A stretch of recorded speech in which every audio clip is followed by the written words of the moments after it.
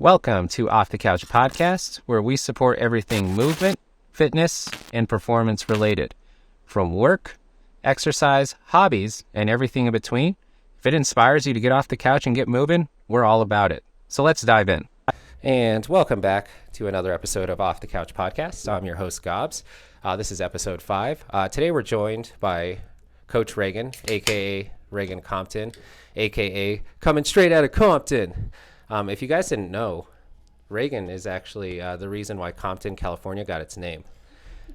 So she's a closet gangster. What's it like to have a city named after you? Oh, man. I mean, I am the envy of everybody as far as last names are concerned. I think that's my claim to fame. It's just having a cool last name. It is a really sweet last name. I always give her crap about it because on the outside looking at her, you would guess she's probably not the most gangster person. Little do you know, she might have a little gangster in her. Yeah, you'd be very wrong. We will talk about. Well, thanks for joining us. Raegan is quite the athlete. She's in law school right now, super impressive. And she's also a coach here at MOB. So we just want to sit down and talk with you and just kind of pick your brain and figure out why you like to get off the couch and exercise and all that stuff.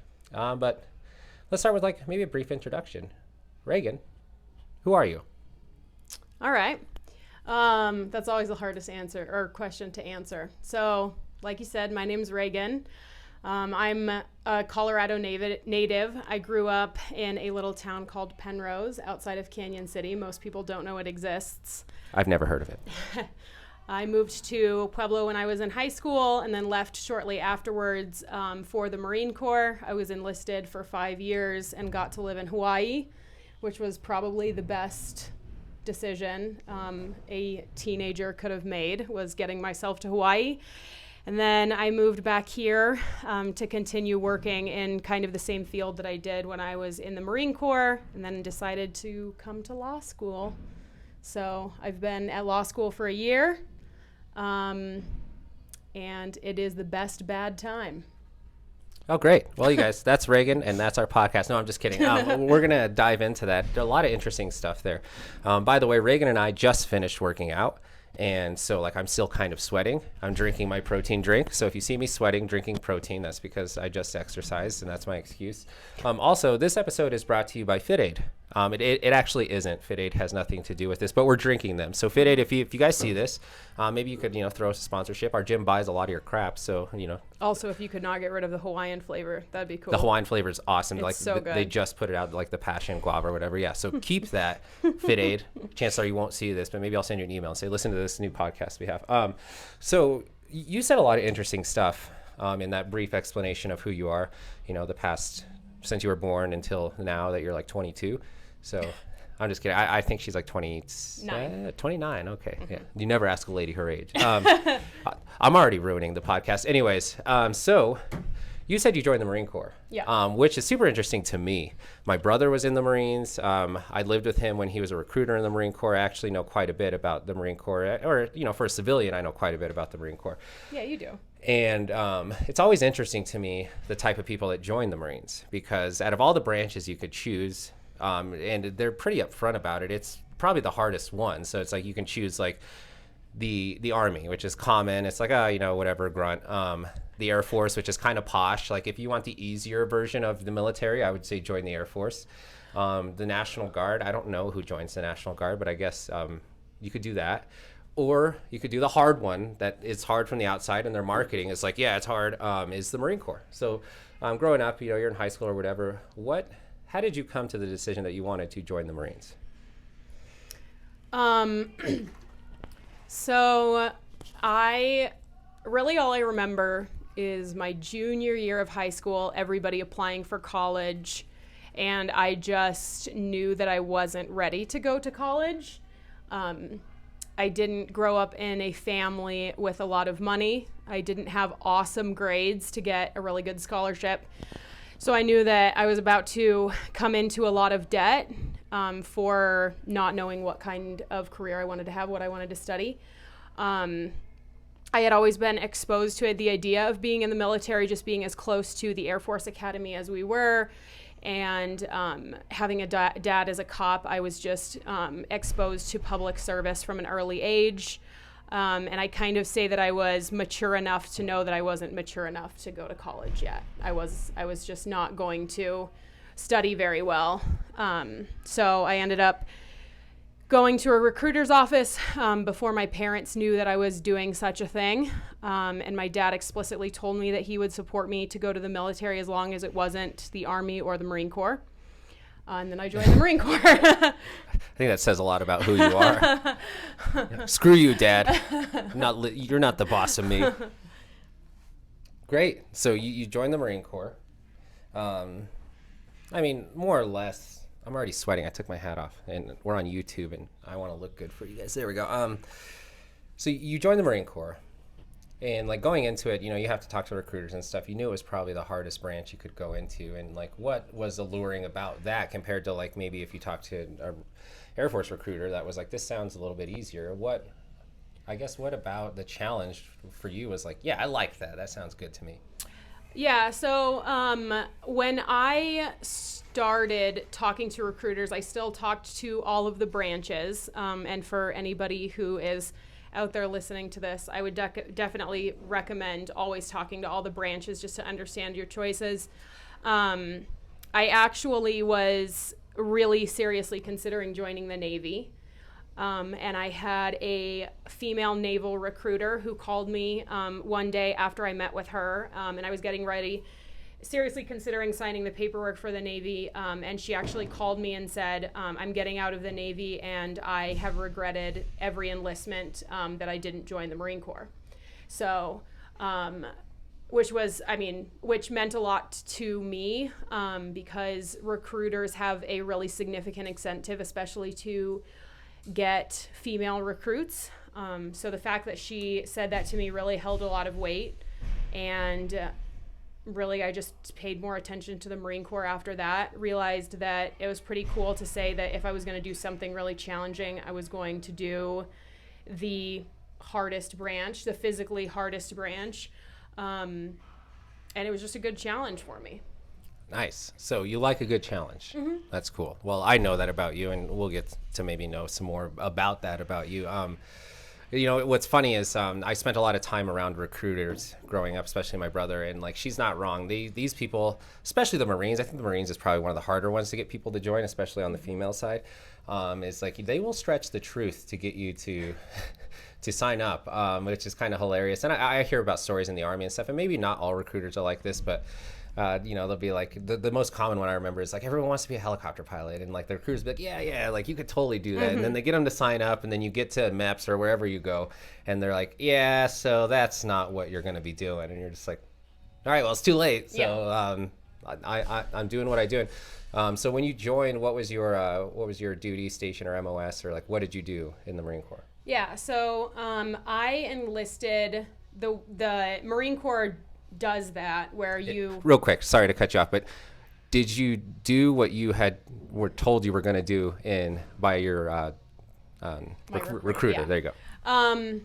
So yes, I did. I have one of the most, I guess, straightforward MOS, which is a military occupational specialty. It's just what we call jobs. So in the Marine Corps, and most branches, you pick a job category, and then something will be chosen for you that's a little bit more specific. For me, I chose to be the paperwork was for a intelligence analyst and linguist, so cryptologic linguist, which essentially it's just signals intelligence is just a kind of military intelligence, and then the Marine Corps is small enough that they put the two jobs together.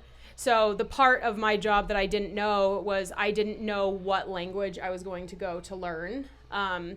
So that was just about as specific as you could get. I didn't go into it knowing that I wanted to learn a specific language. So I think overall I didn't have a very significant surprise. I will say that I know a lot of people who do choose their broader category with the hope that maybe 1 out of 4 of the subcategories is what they want, and that's not great odds. But for me, I ended up doing what I wanted to do. Well, that's awesome. And I don't know if that's rare, but like there are definitely instances I remember guys were not doing what they were told they were going to do. So Yeah. you became a linguist, or I guess a sort of translator, maybe something like that. What language did you learn? Yeah, so I learned Mandarin Chinese. Jeez. And you wouldn't guess it. Like, if you're watching this, look at her. Like, would you guess that she spoke Mandarin Chinese? The Like, answer is no. No, nobody would. Actually, you have stories about, like, she could probably tell you she would, like, go in to be a translator or something, and people would be, like, waiting for, they just thought she was someone else. Yes, I had I don't know if it's an honor. It was extremely entertaining for me to go on. I would go on augmentation, so I was just attached to the Coast Guard, and I would basically, what we were doing was we would go and make contact with international fishing vessels, and several of them had captains, and mostly captains, that spoke Chinese, and we would warn them that we had a translator on board the U.S. Coast Guard vessel with us. So they never expected for it to be me, which was always a great surprise. They were always they were impressed. It wasn't like a negative experience. It was always kind of fun to shock people, in the same way that it was very entertaining for me to show up out not wearing my uniform the first day that I would go to these duty assignments, and nobody would believe that I was the actual Marine who was going to be attached to the ship. They thought that I was just like the lost girlfriend who was looking for his girlfriend. That's hilarious. You're like, it's me. And they're like, no, seriously. No, we're expecting a Marine. And you're like, okay. No, I'm serious. I'll just leave. Well, that's awesome. And that's super interesting. I've always thought that was an interesting thing about you. Just Mandarin Chinese. That's crazy, but that's cool. So how long were you in the Marines for? I was enlisted for 5 years. 5 years. Okay. And then you got out. But for those of you that don't know, this is specific to the Marine Corps, is once a Marine, always a Marine. So you never say you were a Marine. She's still a Marine. She just is no longer active duty. So remember that if you're addressing Marines, they take this very serious. Like some of them will get upset at you and be like, when you were a Marine, they'll be like, I am a Marine. I'll be like, oh, okay, my bad. My brother's a Marine, so this is why I know. And so, yeah, you're still a Marine, but you were in active duty for 5 years. You got out, and then what were you doing as a civilian? So, like I said, I was an intelligence analyst in the Marine Corps, which meant that I helped research different organizational structures. So for me, that mostly had to do with supporting troops in Afghanistan. While I was on active duty, we would make organizational charts of different foreign organizations to the degree that they were helpful. And that translated for me to working in law enforcement. When I came off of active duty, I started working for a law enforcement agency here in the state, doing pretty much the same thing. We would help analyze organizational charts for like violent street gangs, bank robbery kind of organizations to the degree that they exist, auto theft rings, those kinds of things. So it was a really translatable skill for military to law enforcement. Got you. Were you working for like a specific agency, or were you guys just contractors? Or? Yeah, so I worked for the Colorado State Patrol here in Denver. Okay, cool. So that's cool. So you were doing that. How long did you do that for? That was for another 5 years, maybe just short of 5 years. Okay. And then you decided you wanted to go to law school. Is that something like you always thought that you were wanting to do, or were you kind of like more towards getting into your work or whatever? You were like, hey, maybe this is something I want to do? Or I guess, like, where did that motivation and inspiration come from? Yeah, so I am an extremely square person. I don't... You don't say. Yeah. I've wanted to be a lawyer since I was in middle school, while the rest of my friends were coming up with some really cool jobs. I want to be a cowboy astronaut. As most people do. I never wanted to be an athlete. I didn't want to do anything in the performing arts, anything really cool. I just decided I wanted to be a lawyer. And and it was always kind of in the back of my mind. I loved working for the State Patrol so much that it really took me a lot to leave. But just going back to school and kind of fulfilling that dream was something, for me, it's lucky because it's something that I still had control over. I don't know how many cowboy astronauts are around, but if it's still an ability for you to go back to school, that's what I felt like. I still owed it to myself to pursue that. Good. Well, and you're doing it. So it's like, Yeah. Raegan's the type of person, she sets a goal and she freaking achieves it. And that's super admirable. A lot of us set goals and achieve them. Some of us set goals and we don't do a damn thing about it. For me, the cowboy astronaut dream, hasn't happened yet. And I'm going to tell you, I'm not really working that much on it. It's not off the table, I guess. I just have to go learn how to be a cowboy and then learn how to be an astronaut. And I think that that's not very hard, right? Like, I don't think so. I mean, I think that the still do NASA sites are in Alabama and Texas. Oh, see? So Well, it's like a 2-for-1. Yeah. Learn how to be a cowboy while I'm learning how to be an astronaut. So it's easy. Like, we could totally do that. So you're in law school now. How long or what year you are, like, how long have you been in law school? Yeah, so it's super confusing, actually. I spent the first couple months of law school writing that I was an L1 rather than a 1L because of the CrossFit level 1. Oh, you have a CrossFit level 1? Yeah. Oh, So, okay. We're going to talk about that in a little bit, too. So I just finished my first year of law school. For those of you guys that don't know, it is a 3-year program, or a standard 3-year program. Some people can finish it shorter or longer depending on their degree program, but I am done with 1 year. Awesome. How do you feel about it? I felt like I was drinking from a fire hose for the first semester, and then I kind of caught my stride in the second one. I'm lucky to have, just amazingly lucky to have already been here in Colorado for a while. The gym has really been an oasis for me where nobody talks about law school. They don't talk about our professors or our homework or exams, everything like that. It's a really good separator. Which is weird because we're here at the gym talking about law school right now. But I feel good having the first year done. I know that the next couple semesters I'm going to be able to pick, or the next couple years, I'll be able to pick the classes that I want to learn or take. So that's cool. Cool. Awesome.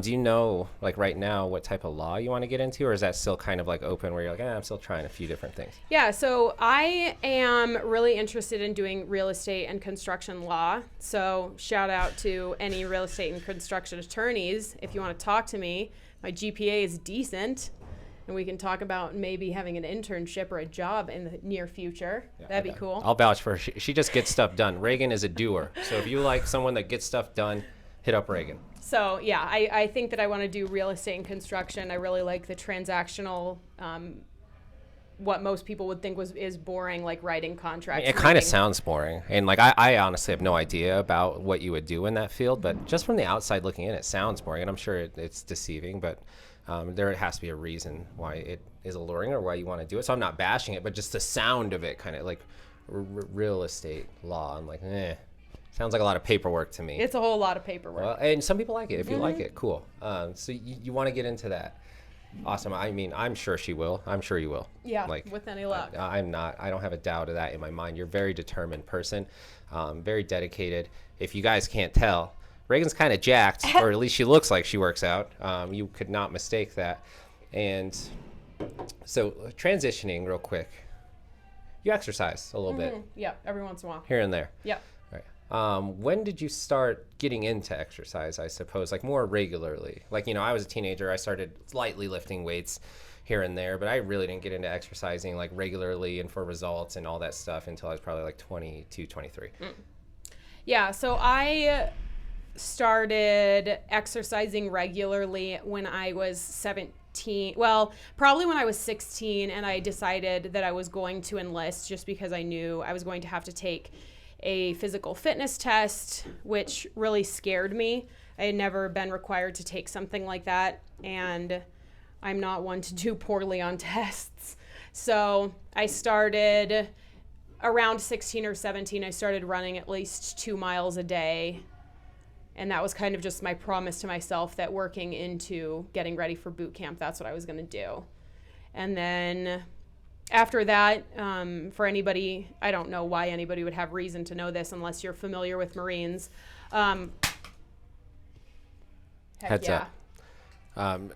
We just dropped our mic here. Let's just make sure it's still working. Yep, I think it's working. We're good. Okay, sorry about that. No, I'm sure that you're sounded good. like something blew up. Okay, so I started lifting like most Marines do. So I did bodybuilding starting about when I was 18 through my active duty enlistment. So around like 23 to 24, I probably stopped doing bodybuilding so much. And then I came to CrossFit after that. Nice. And I remember this, but real quick, like, why did you choose bodybuilding? Did you learn that, or was it just something like that you saw and you're like, I'm going to do that? Or were you ever wanting to compete, or like, what was the decision to bodybuild? Yeah, so it's a cultural thing in the Marine Corps. It's a really strong cultural thing that kind of what everybody does after we would get off of work is we would go and Bro lift? Yeah, really large, unacceptably large groups and go huddle 6 deep around a bench, and we would all bench together or whatever. So it's part of the culture. I learned a lot of really healthy movement and how to engage different parts of my body, my muscles, which helps me a lot with CrossFit today. I think it's a different foundation than a lot of people have. So it wasn't really that I even knew there was a choice. It was just the thing that all my friends did. So I started doing it too. Yeah. And Raegan, like, it worked pretty well for what it was.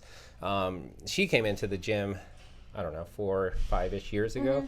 Mm-hmm. And you could tell she already worked out. She was already pretty damn jacked. Like, you know, maybe looked a little similar to how she looks now. She's always looked aesthetic and big and muscly. Got some nice looking biceps. I'm jealous. So like that aspect of it worked, and you could tell you worked out. So like aesthetically, you're looking pretty good. Yeah. When you first did your first CrossFit workout, do you remember where or when that was? Was that when you came to see us, or had you tried it prior to that? So the Marine Corps does some kinds of HIIT training. So in the sense that I had done like high intensity movements and high intensity workouts that were under fatigue and underweight, I had done them before, but really the things that we would do most commonly would be something with an ammo can, something with a dumbbell or a kettlebell. I had never done any kind of Olympic lifting. I knew how to squat and deadlift well enough. I wasn't really strong in them because I didn't know the technique, but your guys's, I think Mob was the 3rd or 4th gym that I came to when I moved to Denver, just trying to find a gym with a community that I liked. And I came to your class at the old gym, and then I didn't leave. Shout out to me. And I didn't ever leave after that. Well, you know, like the transition from bodybuilding to CrossFit, I feel like it's a slight dramatic transition. And it sounds like you had a little bit of like a hybrid version in the Marines where you're doing like some bodybuilding, but maybe some high intensity interval type training. What was it about CrossFit that after you did it, that you're like, I want this to be my primary style of training? Was it like, you know, you saw maybe there was a hole in your fitness that you wanted to fill, or was it like you had this competitive bone that CrossFit maybe pacified, or was there a specific thing that you can remember that's like, yes, I choose this as my method of training, and this is why? Yeah, so I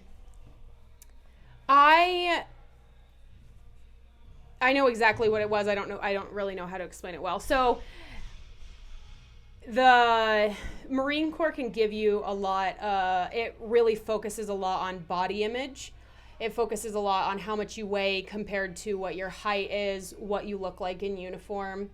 It really keeps what you weigh and what you look like at the forefront of your mind. And doing that coupled with bodybuilding really was a very negative experience for me. I was way too obsessed with how much I weighed and what I looked like for 5 or 6 years. And it just became really unsustainable. I wasn't happy doing what I was doing in that way. So when I came to CrossFit, I mean, any gym, what I liked was that there's not mirrors everywhere.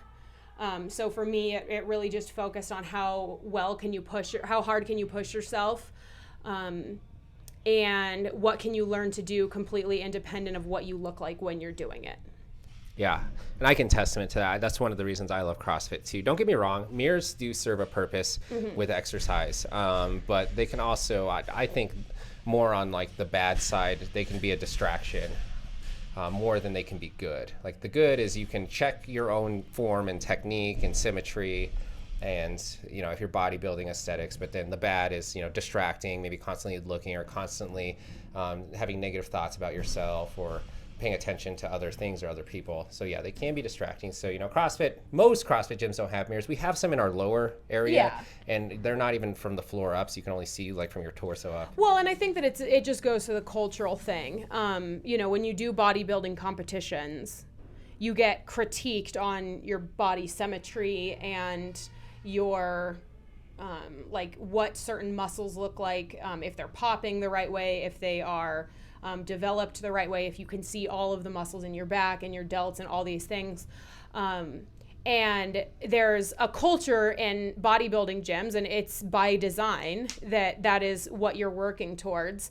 And even if you had mirrors in the CrossFit gym, people wouldn't use them the same way. So that was, but like as a new member coming in, it was just nice to have something that wasn't so obviously focused around what you looked like. It really was just how you performed. Yeah, and this was actually our last podcast we talked about with Coach Cody was the difference of training for performance and aesthetics. And bodybuilding is aesthetics, it's to look good. And so like with all forms of exercise, there's a level of like people are self-conscious, have body dysmorphia, whatever. I feel like with bodybuilding, it's probably the more common one to see those things because it's so aesthetically focused, where it's like you said, like you're constantly, if you're doing bodybuilding competitions, you're being judged on every part of your body, every muscle, every striation, like all that stuff. But even like just being in that culture, that's just part of it. So I feel like it's easy to kind of maybe get sucked into that or become a part of it. And don't get me wrong, I feel like every fitness avenue has that to a certain extent. Like I work out. One of the small reasons I work out is to look a certain way. I am a self-conscious person. I will be the first to admit it. So that's the reason I work out. But I feel like with bodybuilding, that can be a more common thing you could run into. Yeah, and I think that you just have to recognize what is making you happy and what is like affecting you in a negative way. And I wouldn't take back any of the bodybuilding that I did. I learned more about the way that my body moves and the way that it develops than I could ever trade. And honestly, I think I think without a doubt, I learned more in depth about it more than I have in CrossFit, just learning the different parts of my back muscles and, you know, the ways to use just my front delt compared to my back, or, you know, it's, those kinds of things have been valuable to me, but I was just recognizing for me, it just wasn't doing, it was doing more harm than good. I have a lot of friends who still do it and they're perfectly happy and they will never leave bodybuilding and they shouldn't. But for me, it wasn't what I wanted to do anymore. Well, and that's perfect. And that's super healthy to recognize that it's hard. It takes a high level of maturity and self-awareness to recognize stuff like that. And I always tell people when it comes to exercise and training and working out, you know, I always tell you, like, find what you like. Yeah. And do that and genuinely find what you like. And I've been there multiple times or with different training styles, or even when I've been training for competitions in CrossFit, where it's like, it's very easy to suck the fun out of something when you're taking it maybe more serious than you need to, or like overtraining, or there's a combination of reasons these things can happen. And like to be self-aware enough to recognize like, hey, I've kind of lost maybe the joy or the happiness I used to have when I started doing this. Is, you know, that takes a lot of like self-awareness, but also to be like, what are the appropriate steps? Do I need to step away just maybe for a little bit and come back? Do I need to dial back my training? Do I need to just completely change training styles? And you know, the answer is different for everyone, but it is common to have peaks and valleys when you train, and that's just how training goes. But my thing, and I think what you were getting at, is if you find yourself in those valleys for too long, like something's wrong and we need to address what's happening. Yeah, I think for me, I realized that, and the other thing is I moved here, I wanted to make new friends. These kinds of gyms are a lot more conducive to that. But I think also, like, for me, I've been lucky that I don't feel like CrossFit is like a chore, like a thing that I need to complete. I get to go do the WOD, you know, I get to go do squats or whatever with my friends. I really got to a point where For me, bodybuilding had just turned into such an individual sport that I felt like I have to do 4 sets, or like I have to do 4 bicep exercises and 4 tricep exercises today. Like that's what I have to do, or I'm not going to reach my goals. And CrossFit really isn't. The only thing that we ever talk about in that vein is like I have to go practice something so that I can get better at it. It's not as hard as like, you know, the longevity of needing to make your biceps bigger, you know, whatever. Yeah, absolutely. And it was a breath of fresh air for me because I was doing similar style training, bodybuilding, before I found CrossFit. It's just what I needed. I love it. I love the challenge of it. I love how it's performance based, where it's like, you know, the aesthetics come along with it, and you can manipulate your aesthetics a little differently. You can add accessory bicep curls and stuff to, you know, the end of your programming. But I just liked like all that stuff that you mentioned. Coming to class, I love that. I love working out with my peers and people around, and having a coach, and like, you know, being able to check out and, you know, not worry about what you're going to do for the day, where it's like, you know, just show up and the workout's here for you. Yeah. So whether or not you're in the mood, like the workout's the workout. And, you know, if you're feeling some kind of way, you can modify it or whatever. But the hardest part for me was going to the gym when I was bodybuilding. You have your set days where it's just like, you have to do this today, whether you're in the mood or not. Or like if you end up like sandbagging that day or not doing something, it ends up screwing you over like the rest of the week. Yeah. And that's one thing I really enjoy. And that's why it started to feel like a job, like an obligation. I was way more stressed if I skipped a bodybuilding workout than I ever would be if I skipped a CrossFit workout. It's just different. Yeah. And like, don't get me wrong, exercise is hard. Like it is. It's hard. It takes a dedicated person to exercise on a regular basis and to get results. It's not easy. Like, so I'm not saying like, oh, exercise should be easy and it should all be smiles and you should be laughing and having a good time all the time. No, that's not it. But you should enjoy the form of exercise that you're doing. Maybe not while you're in the middle of it. Like if you catch me in the very middle of a CrossFit workout, I'm not going to tell you I'm enjoying myself. But after I'm done and I've stopped sweating, which I'm still kind of doing, and everything's chilled out, I'm gonna be like, yes, I enjoyed that session. That was good. I had a good time for the most part. Not every day I enjoy, but I try to enjoy myself as much as I can. So there just should be this level of enjoyment when it comes to what you're doing in exercise, but also the understanding that yes, it's going to be hard, it's going to be difficult. And with that being said, you know, we don't want to make it more difficult by mentally like dragging ourselves through it or forcing ourselves to do something. It's like, find something that intrigues you, that's interesting, that you look forward to doing. Yeah. That it's like, you know, maybe the thing about CrossFit is, I suck at rope climbs and I get to practice those in CrossFit. Yeah. Like, that's cool. And I feel like for me, I've tried to consider the difference in bodybuilding compared to CrossFit. For me is like the real workout and the benefit starts on like your 3rd round of something. Like, or like deep into the workout when you start to think that like I need to start breaking something up, or I don't want to do this anymore. You know, we were doing burpees and snatches today, like my feet hurt because I stay on my toes too much. Like that's when the workout starts, and that's when you start to like truly benefit from what you're doing. So anything before that is just like getting like the lead up to what you're actually at the gym to do. And for me, a lot of times with bodybuilding, I just didn't feel that, and I didn't know that that feeling existed really before I started it. But that's why I haven't gone back, is because I feel like there's just like more gains to be made in one workout mentally than you could physically gain from a bodybuilding workout just once. And I would agree with that. And like part of it, and this is me and maybe part of you, is like when I go to the gym, I also like to feel like I got a good workout, not just like, not maybe, just get a good workout, but I like to feel like I've worked hard and got a good workout. And CrossFit definitely does that. Yeah. Excuse me, guys. I'm drinking this Fit 8. Like, it gets to a level that is very difficult and challenging. And by the time you're done, like, you feel like you got a good workout. You leave the gym, you're like, holy crap, that was an intense session. Like, I feel like I got a good workout. And something about that, at least for me, is very gratifying. And it makes me feel like I've accomplished something. Because I've had other days, you know, back in the day when I used to bodybuild, going to the gym, and I would like maybe crush my chest or my triceps or something. But then I would leave the gym and like, I just didn't feel that.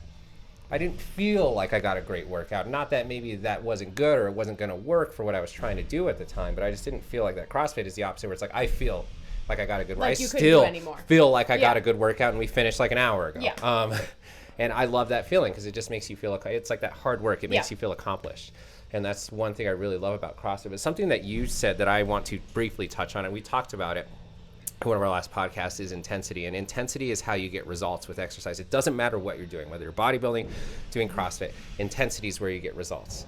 And what Raegan was just saying is so true. That's like, you don't really start to see results in like a CrossFit style workout until like you're on your third or fourth round or whatever the workout is, pretty much when everything starts to burn. Yeah. Your lungs are on fire, your heart rate's very high, and you want to slow down and you keep going. That's when those results, that is your like golden zone where it's like, man, that is results town 100%. Yeah. Everything else is just getting there. Yeah. And the problem that we see is a lot of people where they lack results is their lack of intensity. Is when it gets to that feeling, they will slow down or they will stop and take a break. And it's like, oh man, you're like right there and you're like right in that golden zone. And if you just kept going, like all the results are going to continue to happen when you're in that like part where it's the hardest part of the workout. That's where the results are happening. Yeah. And so like my advice to people is like, when you feel like that, if you're physically able, which most people are, don't slow down, don't stop, keep going. That's where the results happen. And if you're a bodybuilder, you understand this. If you're doing 5 sets of 8, the 7th and 8th rep need to be very difficult to where you're almost failing. And that is the intensity. That's intensity. We're almost failing. That's where the results are happening. The 5 to 6 reps leading up to that were just to get you tired. Yeah, absolutely. And like, that's literally all it was. If all you did was 6 reps at that weight, you wouldn't see any results. You would probably maintain what you currently had. Yeah, and that's what I think just in general, you know, when we get new members or when we get people who ask me, you know, just for whatever reason, and I mean, I understand it. They feel intimidated to work out with me, like be a partner with me, be next to me in a workout. I'm intimidated to work out with you. It. Raegan's jacked, guys.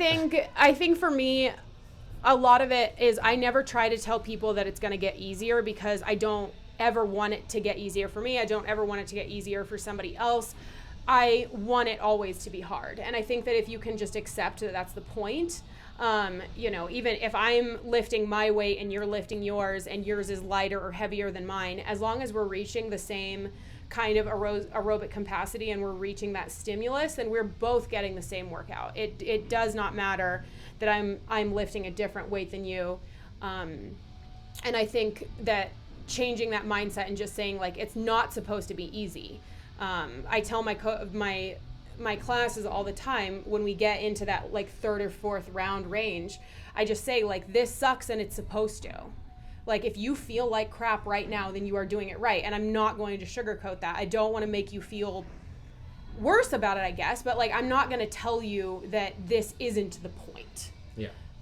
No, and I love that. And that's 100% true. Like, I love raw fitness and kind of that like whole raw mentality of like I hate to sugarcoat stuff. You probably know that about me, as far as like, hey, in order to get results, like the way to get results physically, to be healthy and fit, is easy. Execution is difficult. Yeah.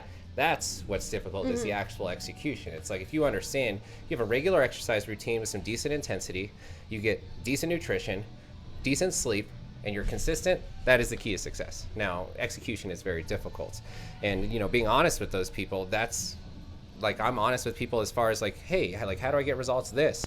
How do I get abs? The honest answer is that's what you eat. Yeah. And like, yes, there's a level of exercise, but you can't do 1,000 crunches. You can't do any of that. It's body fat percentage. Your body fat percentage has to be low enough in order for you to get abs. And the difference maker with that is not just a ton of exercise. It is now you have to eat really well. Yeah. And like, so that's being honest. And to what you just said, CrossFit doesn't get easier. No. Like it if anything, it gets harder, because you get faster. You start lifting more weights. You're able to do more reps in less amount of time, more weight in less amount of time. Yeah. And it becomes all of a sudden harder. You're just more fit, so you can maintain that work tempo or whatever. But what I always tell people is like, look at the people that are most fit in our gym, that are the most shredded, that do the best in the workouts, have the best performances, best times, most weight lifted, blah, blah, blah. I'm like, look at how they look after they work out. Oh, yeah. And as soon as they finish a workout, you look at the most fit people in the gym, what are they doing? And like, they're all laying on the ground, rolling around like, holy crap. Yeah. Because their intensity's so high that's how they feel. It's like, holy crap, the only thing I can do is roll around and like just wonder what the hell just happened to me. Yeah. But also you look at these people and they're getting the best results in the gym. So it's like, man, there must be this correlation, right? Like their intensity is the highest and they get the best results. Yeah, and I think for me that was another thing that I learned from being in school, I don't get the opportunity during the semester. I might be here 4 times a week. But I haven't necessarily got any less fit. I haven't gained any like meaningful amount of weight, or I look any different. And that's just because I make sure that whenever I'm here, if it's 15 minutes or it's an hour and a half, I just make sure that I am achieving that threshold. I'm like pushing my capacity so that I can still be a good athlete. I mean, it's not just about doing 6. I couldn't tell you how many times I've worked out this week, and it doesn't matter. I know that every time I've been here, I've made sure that it's a good workout. You're making the best of your time while you're here. And that's another thing with exercise is, expedite your time. Like, make sure you're not wasting your workouts. What I mean by that is like meandering in the gym or having very low intensity or any of that. Like, man, how much would it suck to be taking the time and effort to work out and to get little results from that exercise? That would suck. So it's like, you want to make sure you're expediting your time in the gym and really taking advantage of what you're doing there and getting the right intensity. Yeah. And take advantage of your coaches too. I think there's so many people who I won't say there's so many. There are people who just think that we are trying to turn them into or like trying to push them too hard, like we're trying to make that just absolutely kill them. And if I tell you that I want you to do more weight, it's not because I want to make this suck for you more. I mean, that's going to happen. I'm not going to lie to you. But the thing in the back of my head is I'm thinking, like, I've seen you do this for the last 4 months. I don't need to see you do it for another month. I can see in your technique that you can handle more weight. And sometimes you just have to try. And yeah, I think that coaches can be underutilized by some. But I mean, it's clear you also understand what it takes to get results.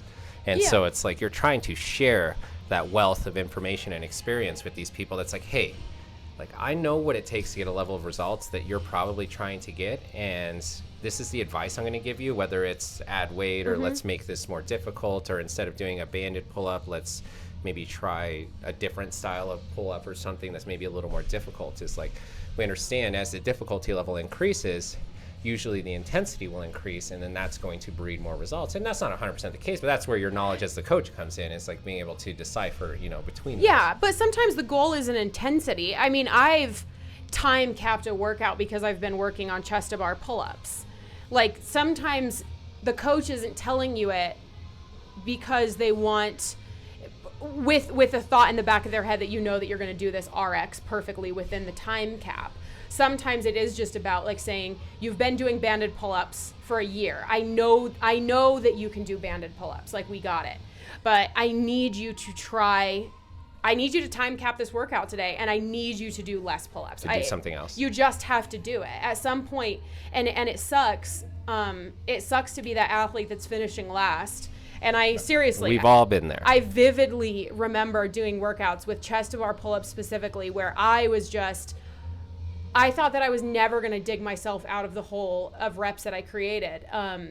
But that's the only way to get better at them, is to suck at it sometimes. Yeah. I mean, we've all sucked at everything we've ever done because we've all been beginners at something, and it just takes a level of practice and experience to get better at that. And when you start to like understand that, it becomes so much more beneficial for you, but also for us as coaches to help share that with these people. That's like, I harp on this a lot. That's, sometimes, yes, it is, we're trying to increase intensity. Other times, like Raegan said, it's like, we're just trying to change, where it's like, I tell people all the time, if all you ever do is banded pull-ups, all you're ever going to be good at is banded pull-ups. Yeah. If all you ever do is knee push-ups, all you're going to be good. If all you ever do is singles on your barbell lifts, that's all you're going to get good at. So let's change the stimulus today and get you doing something else that is going to help you be overall better. Instead of always just doing the banded or knee push-ups, let's change that to a different stimulus that works the same muscle groups. And that's how we're going to increase intensity, increase fitness, and get results. It's like, we're not trying to do the same stuff over and over and over again. That's how we plateau. And that, for us in the fitness world, is the enemy. Like, we're trying not to plateau. What Raegan was just talking about, and this worked to her detriment when she first started. She came in with a decent level of fitness.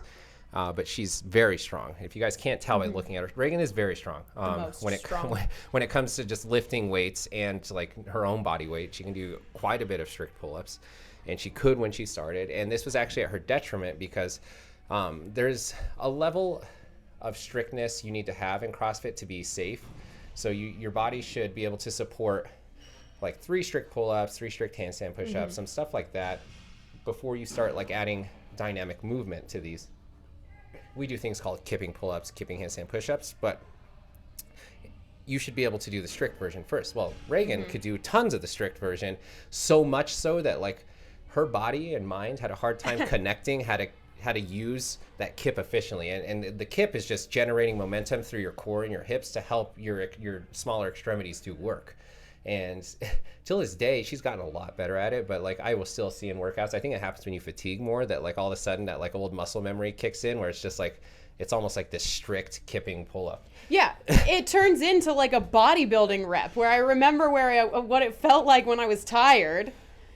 And yeah, I mean, that's what it turns into, but and like what we're getting at is, everyone starts somewhere and we all have this learning curve. And, Raegan came in very fit, but it works for her and to her detriment, but there's always something to learn there.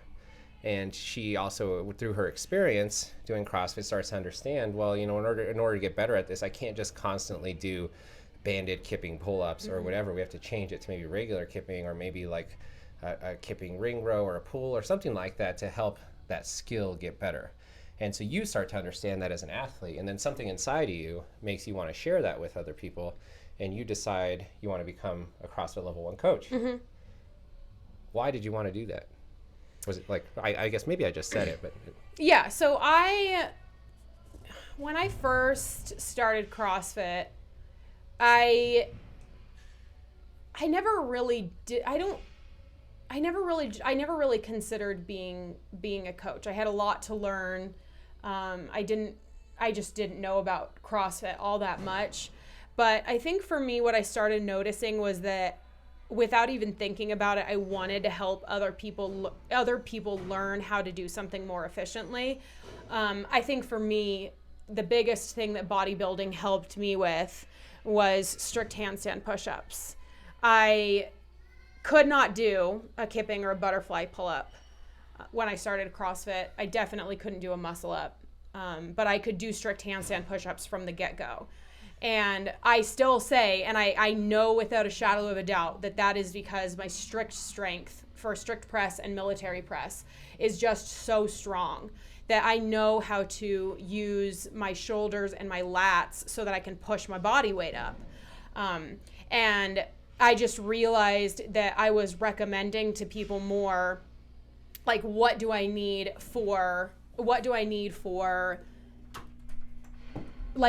in order to be good at a strict handstand push-up, and it really was just strict strength.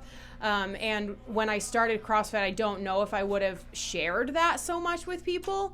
But as the years went on, I started recognizing that I would spend more time with people after class to try and explain to them what I knew. And I just got a lot of joy out of that. I think it took me figuring out where my expertise fit in with CrossFit to feel like I was going to be comfortable being a coach. Yeah, and so you become a coach. You're a pretty dang good coach, Raegan is. You can hear her from down the street. She's got a great voice that projects. He's only saying that because it's being recorded. No, it's great. Our gym echoes, and sometimes it's hard to hear people. We have other coaches that their voice just doesn't carry a whole lot, even though they're like yelling. You can't hear them. Raegan's the opposite. You can hear her everywhere, which I think is a great quality to have as a coach. But it's so true that, like, when you become decent at something, and let me guys tell you, Raegan's pretty good at CrossFit. She had a good foundation starting this, and she's only gotten better, more fit, more efficient. She's good. She's won several competitions, either on teams or I don't know if you've done any individual. I have not done any individual. But yeah, since like several team competitions, and she's a great CrossFit athlete. Definitely, like, if you were to ask me, could you go to the game team? My answer is 100% yes. It would just be, she would have to, her lifestyle would have to change a little. Maybe the law school thing would have to go on the back burner. So, but you have that capacity. So, very good athlete. And what we see with our best athletes is it's kind of like, kids or the parent-kid relationship where it's like monkey see, monkey do, where it's like if you see someone that's very good at something and you want to have that skill, it's only human nature to go ask that person. So I feel like the segue there was really natural for you, because you were probably already getting a lot of questions that you're like, well, I'm starting to explain this stuff like on a regular basis, and maybe a part of you liked it or something, and you're like, oh, maybe I should just become a coach. Yeah, I think it really was just a matter of me for a long time I didn't know how to answer the questions.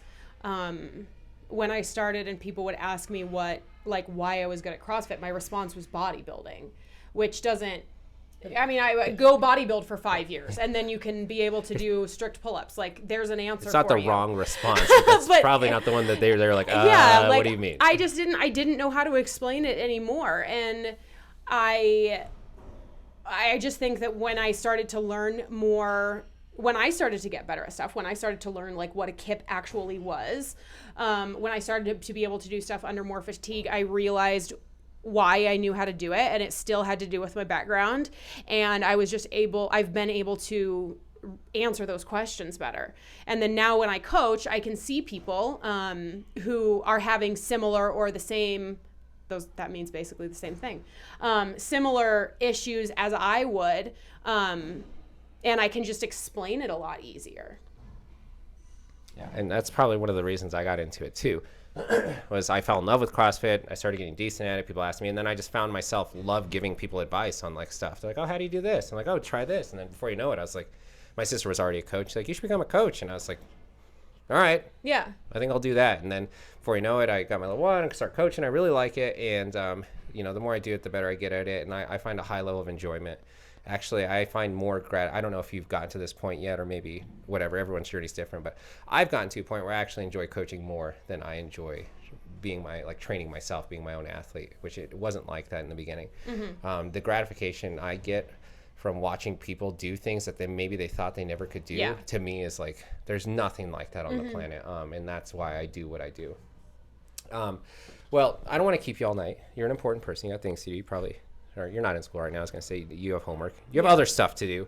And I always like to say, these aren't Joe Rogan podcasts. We don't like to keep them 3 hours. I hope one day he listens so I can be like, yeah, dude, your podcasts are too freaking long. But you listen to them. I actually don't. I haven't listened to one in a while. The last one I listened to, which, I'm going to plug Joe Rogan's podcast, was Jewel.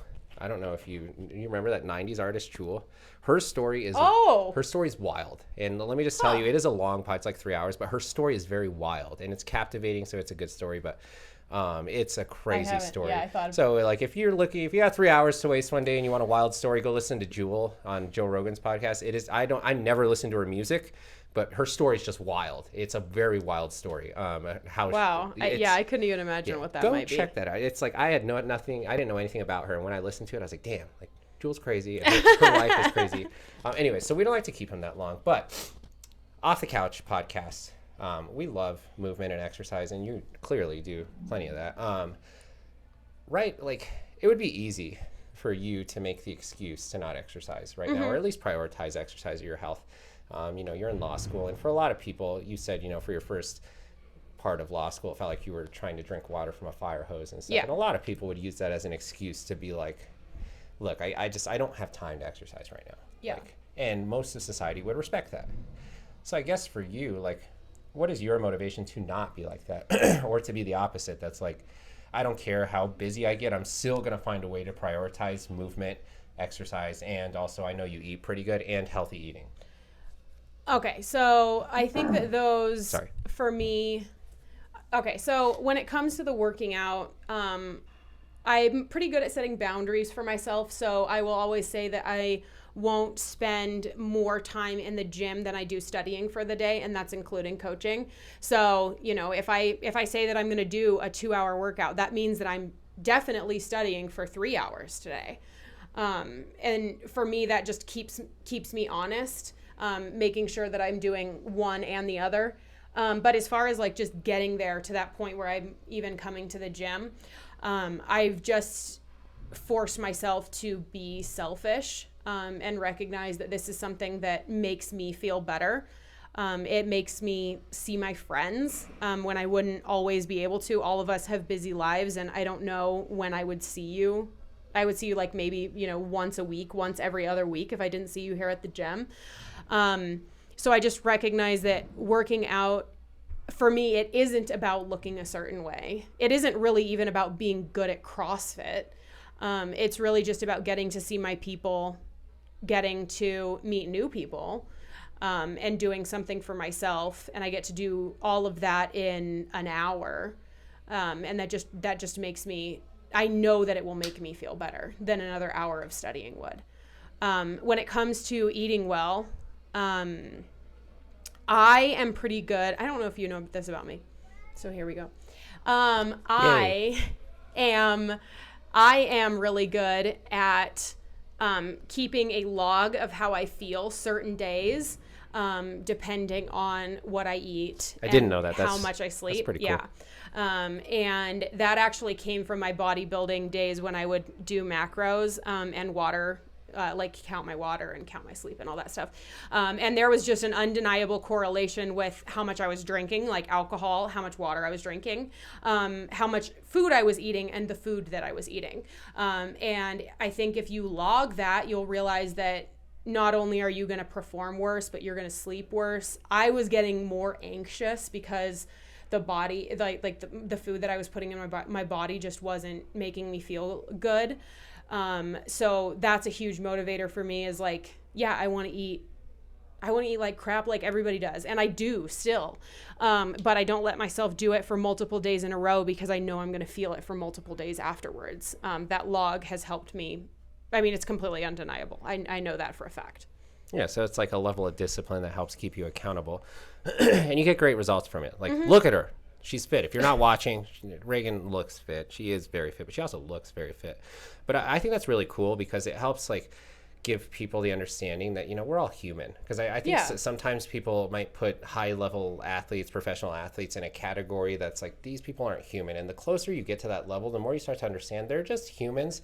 They've just found a way to be consistent and get results. Yeah. And like, if logging is a way that can help you be more consistent to get better results, like, that's amazing.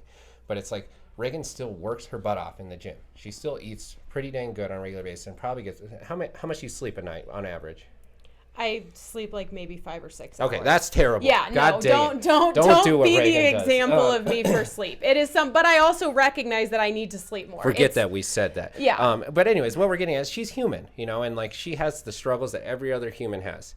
And you just make this conscious decision that you want to maybe sacrifice having the extra piece of cake or the extra drink or whatever, because you know down the road that it's going to pay off in a way that you want it to. And so, like, I guess the question is, like, is that sacrifice easy?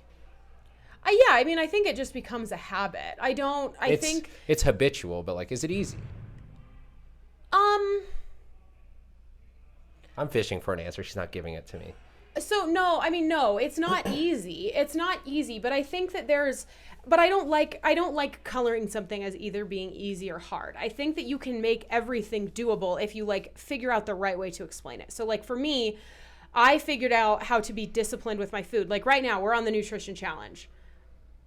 Thanks. Not having Thanks, a good April. time. Thanks, Coach Not April. having a good time. You suck. No, I'm just kidding. 0 drinks. There are 0 bagels. Absolutely no cereal. I'm Who's not running having this a challenge? Good time. God dang. But for me, I know that, like I said before, I do well with rules. I make my rule about being at the gym. I make my rule that I'm going to have 1 cheat meal a week or whatever. And I know for me that rules make things easier. So no, overall, it's not easy, but I know how to make it easier for myself. For you. Yeah. So I think that if you just be honest with yourself, like not everything is meant to be easy, but that doesn't mean that it's not worth doing. And that, like, everyone's road to success, it's okay. Everyone's road to success looks different, and it's like, find what works for you, but just know it has to have a level of consistency, and there's a good chance it's going to be hard. Raegan manages to be a CrossFit coach, manages to work out pretty much 5 to 6 times a week, all while she's in law school. And, you know, she's found a way to make it work for her. And it would be easy to not find that way, to be like, you know what, I'm just too busy for this. Like, I can't coach here. Don't feel bad for yourself. Oh, I love that. That's Don't feel bad for yourself. Stop feeling bad for yourself. One of my like biggest pet peeves is people that have victim mentalities, where it's like why are you're not a victim? Like I always tell my wife and stuff, like, you have to get into the mindset that's like, This is not happening to you. This is No. just happening. How you react is up to you. Yeah. Like, you have to get out of that victim mindset. Like, this is happening to me. Oh, poor me. Like, did my life so hard? It's like, this is not happening to you. It's just happening. Yes. Everyone's going through some hard crap. Yes. Like, and your mindset will literally dictate how this turns out. Well, and I think if you just recognize that I'm not going to say all, some things happen and they suck. Most of the things that are happening to me that suck are things that I signed up for and are paying for with tens of thousands of dollars. So I don't get to be mad at myself for having homework and not getting to go to a barbecue or something like that because I'm in law school. Yeah, I signed up for this. These are decisions you made, and she also doesn't really complain about it, like trying to make people feel bad, like, oh, I have so much work to do. No, just stop. Everybody, and this is for me also, don't feel bad for yourself. You're fine. Everyone's going through some hard stuff, and I promise you that. We just don't know about it because we don't always talk about it. Last thing, this is something that I'm fishing for an answer again, but maybe it's different for you. And like I always like different perspectives, but I always say motivation is not the key to success when it comes to anything, especially exercise. Do you find yourself motivated to work out every day? No. That's the answer I was looking for. Yes. No, Thank you. absolutely not. There's some weeks I don't feel motivated to work I out. always tell people, like, if I only worked out on the days I was motivated, I'd work out like once a week. Oh my God. So it's not motivation. Like, you know, my wife or some people will be like, just because this is my lifestyle, like, oh, it's easy for you. Like, it is not easy for me. I'm a human. It's hard for there. I have plenty of days, and I'm sure you do too, where it's like, man, I just don't feel like it. I'm sore. Whatever it is, I'm not looking forward to the workout, but you go anyways. And so motivation is the wrong word to get to success. If you want to be successful, it's not motivation. It's dedication. Yeah. You have to be dedicated, and you have to be okay with, I'm going to go whether I'm motivated or not. Like, I'm going to do this work whether I'm happy or sad, or whether I'm motivated or unmotivated. Or you like the workout or not. Or what? I always tell people, the ones you don't like are the ones you need to go to. Like if you're like, today's got 800-meter runs and burpees, I'm not going. And it's like, why? And you're like, well, because I suck at running and burpees. I'm like, then that's the workout you need to be doing. Yes. And you know how you get better at running and burpees? By doing running and burpees. And that's a great thing about CrossFit is once you show up, like, you're not going to leave. We're going to shame you. Yeah, we will totally shame you. You can't leave. You're stuck here. You know what's funny is I always have this intro when I coach. I'm kind of a ridiculous coach, and I think it's funny. And some people I think it's funny. Maybe some people don't like it. It's okay. I'm not everyone's cup of tea. But I always have these ridiculous sayings when I start the class. Like, hey, guys, my name's Coach Gobbs. I'm going to be your entertainment for the hour or lack thereof. And I have like several of these things. And today I did a new one, and it kind of testaments to what you just said. Is like, hey, guys, my name's Coach Gobbs. I'm going to be your warden for the hour because this is like a prison. And that perfectly is. But once you're here, you're stuck. You can't leave until you finish the workout. And we're gonna the point. Attach you to these barbells, and you have to lift them until we say no more. No, it's not like that. It's not that intimidating, and we're great at working with new people. And that doesn't have if that to be doesn't a bad scare thing. you, Just because everybody go try CrossFit, guys. Just because not everybody is being nice all the time and letting you do what you want to do doesn't mean that they're not exactly the people you need to be around. Oh my God, one of my favorite sayings, and I think people like want to puke because I say it so much here at the gym, is like, hey guys, I'm not the coach you want, I'm the coach you need. Yeah. Like, I am the coach you need. I will tell you what you need to hear, not what you want to hear. My job is not to coddle you. I'm sorry, it's not. If you're looking for that, go talk to your mom or something. My job is to help you get results. And sometimes that's telling you things you don't want to hear. And like, I love that. And sometimes that needs to be me. I need to be told things that I don't want to hear. And that's just how it is. And I would rather have that coach or that friend that is going to call me out and try to make me a better person than is going to watch me crash and burn and be like, oh, it's okay. It's okay. Like, you can still get, like, no, like, F that. Like, no. So I'm the coach you need, not the coach you want. And Raegan is too, because she gets great results. We're going to wrap up. I want to get you out of here. I got to get out of here. And we try not to do super long podcasts. But Raegan, AKA coming straight out of Compton. That's like my favorite thing about you. Wow. Compton. I know. That's okay. No, it's an acceptable. It's a long list of things I really like about you. No, but, I mean, it's a cool name. That's like the top. It's a cool of it, name. Compton. I don't know anyone else with the name Compton. But anyways, coming straight out of Compton. Thanks so much for coming on our podcast. Thank you for asking me. Thank you for being a great coach and a great friend. And I hope we can have you on here soon. And again, and we can follow up with law school and see how that's going and your training and all that, and your big biceps. Yeah, we can do a dual podcast with me and Acacia. Sounds great. That was actually something I was thinking about doing, but then I was like, well, maybe I should do them individually because I don't want them. I don't know. Don't worry about what I was thinking. But yeah, we should definitely do that. Thank you for coming on. You guys, that's another episode of Off the Couch Podcast. If you like what you're hearing, like and subscribe. If you're in the Thornton, Denver area, come check us out. CrossFit MOB. We're in Thornton. Love to have you. Free trial. Or just go try CrossFit in a city near you. They're everywhere on the planet. Literally the gym everywhere. Down the street should offer a free trial. And I always say this. If they don't offer a free trial, you tell me what gym it is, and I'm going to contact them and beat the crap out of them. I'm just kidding. I won't beat them up. But I will let them know that I don't know what they're doing. They need to offer free trials. Anyways, guys, that's another episode of Off the Couch Podcast. Till next time, get off the couch and go do something. Yeah, go walk your dog. Go walk your dog. Thank you for joining us for this episode of Off the Couch Podcast. Don't forget to like and subscribe. And until next time, let's try to find something that inspires us to get off the couch.